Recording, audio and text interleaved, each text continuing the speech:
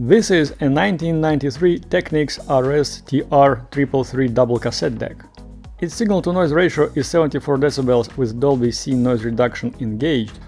Frequency response on both Type 1 and Type 2 tape is 40 Hz to 15 kHz within 3 dB, and wow and flutter is no more than 0.1% WRMS. Okay, so we have established that this component deck has worse performance than a CD player. But how does it compare to its ilk?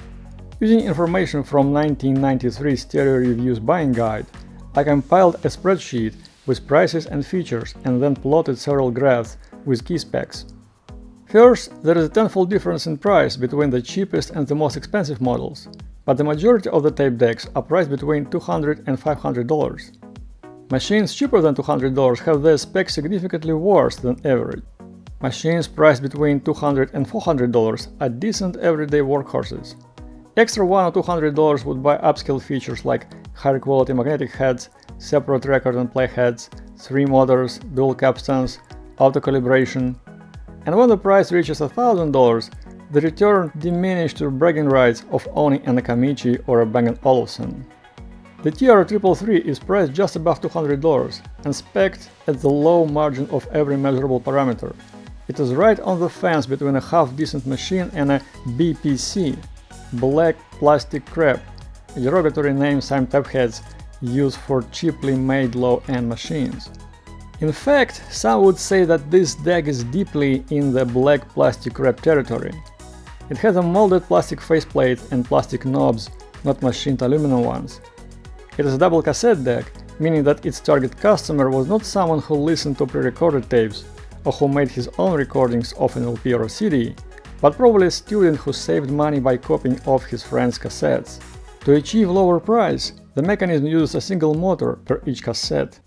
But it's not all that bad. This deck has some nice features, like HX Pro Hydrom extension, which improves the reproduction of high frequencies by reducing excessive bias current. It has both Dolby B and Dolby C noise reduction that can be used for playback and recording.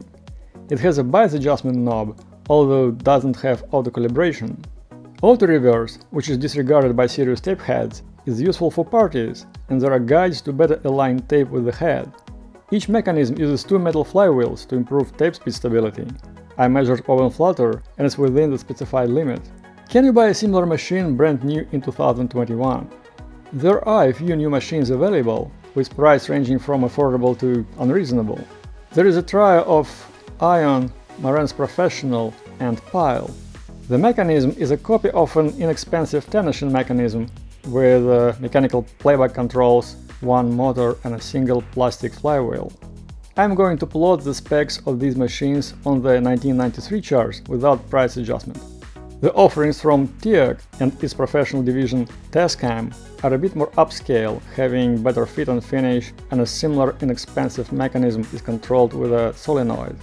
It is important to realize that all new machines are significantly decontented compared even to bargain basement 1990s machines. There is no HX Pro Hydrom extension, no Dolby noise reduction. Higher grade tape is not being manufactured anymore, so specifications provided for chrome or metal tape are meaningless. Would I suggest to look for a used deck like the Technics or to buy one of the new ones? This depends on whether you want a new device with a warranty, or whether you can perform a minor adjustment and repair yourself and can accept that a 30 or 40-year-old device will always have some issues. Will a machine that you buy today remain functional in 30 years is another question. Please subscribe to be notified of my later videos. Goodbye!